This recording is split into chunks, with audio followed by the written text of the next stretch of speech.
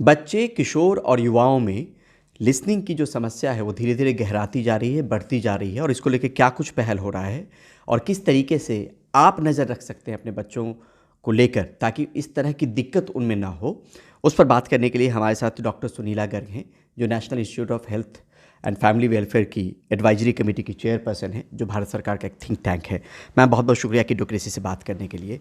किस तरीके से ये समस्या गहरा रही है, आंकड़े क्या कह रहे हैं, माता पिता को क्या करना चाहिए?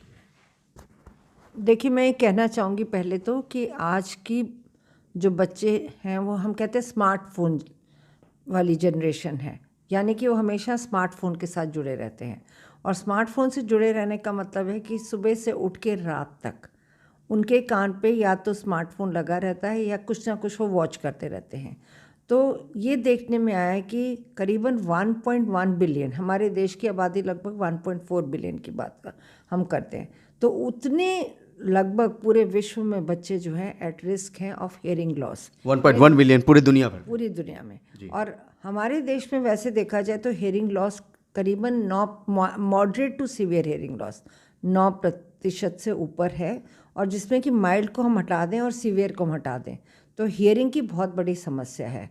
और जिसको कि आज हम जिस पे चर्चा करें इसको हम बोलते हैं रिक्रिएशनल हियरिंग लॉस, यानी कि लेजर टाइम हियरिंग लॉस। आप अपनी मौज मस्ती में सुन रहे हैं, परंतु इससे आपको ये पता नहीं चलता कि आपके कानों पे कितना बुरा असर पड़ रहा है। मतलब कुल मिला के ये बचपन से नहीं है मैम, हमारे एक्टिविटी की वजह से हियरिंग लॉस की समस्या आ रही है। देखिए, बचपन से मैं इसलिए कहूँगी क्योंकि माँ बाप को समय नहीं है, वो बच्चों के हाथ में स्मार्टफोन देते हैं। आज का बच्चा स्कूल में भी स्मार्टफोन लेके जाता है।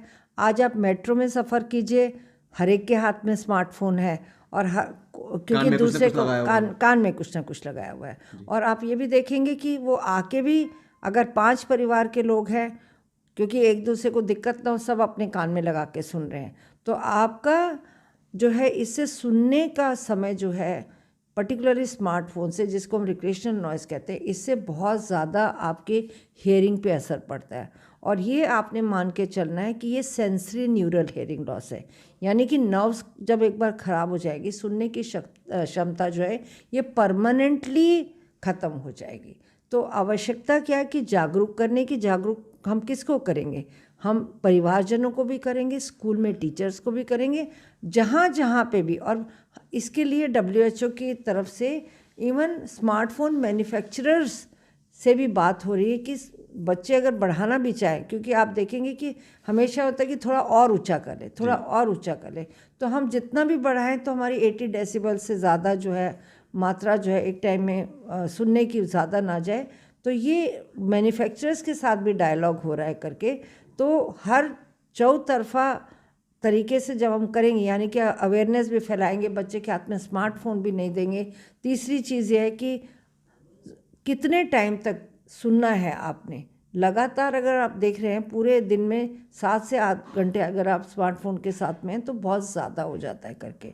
और इसके अलावा केवल यही नहीं है, हमारा बच्चा जो है डिस्क में भी जाएगा तो बहुत ज़्यादा लाउड वॉल्यूम, परंतु मेन कारण हमारा स्मार्टफोन है, जिसके ऊपर हमने तवज्जो देनी चाहिए और लिसनिंग को सेफ बनाना चाहिए। ये कुल मिलाकर विश्व स्वास्थ्य संगठन की बात हो रही है, WHO की बात हो रही है। एक तरफ मैम जो हैं वो भारत सरकार का जो पॉलिसी थिंक टैंक है उससे जुड़ी हुई हैं। WHO से किस तरीके से जुड़ी हुई मैम, अगर दर्शकों को आप बता दें, क्योंकि WHO का जिक्र है। देखिए, सबसे पहले मैं कहूँगी कि इंडिया में national programme for prevention and control of deafness जब बना था तो मैं उसकी कोर कमेटी में थी।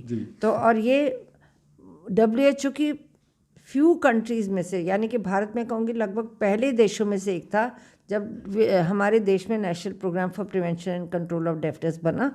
तो उसमें हमने पीडियाट्रिक्स से जीरियाट्रिक्स तक सब कारणों को हमने स्टडी किया, और हमने ये भी मेन तवज्जो इस पर दी कि इसको हियरिंग लॉस को रोकने के लिए बचपन से लेके एंड तक किस तरह से उसको कंजर्व करके रखा जाए, यानी कि हमारी हियरिंग इंटैक्ट रहे। क्योंकि ये बहुत, और तो इस तरह से WHO में मैं शुरू से जुड़ी हुई हूँ और उनकी एडवाइजरी कमेटी में, और जितने भी हमारी वर्ल्ड हियरिंग रिपोर्ट है उसका मैं एक अहम हिस्सा रही हूँ।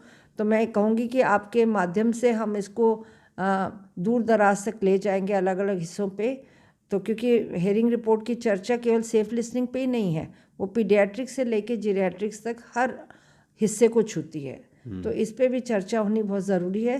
परंतु आज की तारीख में कहूँगी कि लिसनिंग को हमने सेफ़ बनाना है, हर बच्चे को और युवा को सुरक्षित रखना है, ताकि हम उसकी रोज़मर्रा की ज़िंदगी को जितना हेल्दी बना सकें, जितना उसकी हियरिंग को इंटैक्ट रख सकें, ये हमारा प्रयास होना चाहिए। मैम, ये पेरेंट्स अक्सर करते हैं कि बचपन में ही बच्चा जन्म लिया और 1-1.5 साल का भी है तभी आपने स्मार्टफोन थमा दिया, कुछ गाना सुन रहा है कि म्यूजिक सुन रहा है, उसको दिखा के आपने खाना खिलाना शुरू कर दिया। तो स्मार्टफोन के इसमें भी सीधे तौर पे रिलेशन जो है हियरिंग लॉस से, ये स्टडी में प्रूव हो देखिए, चुका है जिसपे काम हो रहा है। बेसिकली जो है आपका स्मार्टफोन का ये होता है जब बच्चा इंडिपेंडेंटली उसके हाथ में फ़ोन आता है और वो अपने कान पे लगा के सुनना शुरू कर देता है। शुरू में लत तो बचपन से ही लगेगी, माँ बाप जब दिखाएंगे, जब उसके हाथ में आ जाएगा तो अपने कान पे लगाएगा। तो यहाँ पे ये ज़रूरी है कि ये हमें जो है पेरेंट्स को एजुकेशन करने का मतलब है रिटर्न ऑन इन्वेस्टमेंट। अगर हम नॉलेज पे इन्वेस्ट करेंगे तो उतने हमारे गेंस ज़्यादा होंगे, उतना ही हम हेयरिंग लॉस को बचा पाएंगे। और जैसे कि मैंने बताया कि युवा हमारी एक बहुत इम्पॉर्टेंट हमारा सेगमेंट ऑफ पॉपुलेशन है।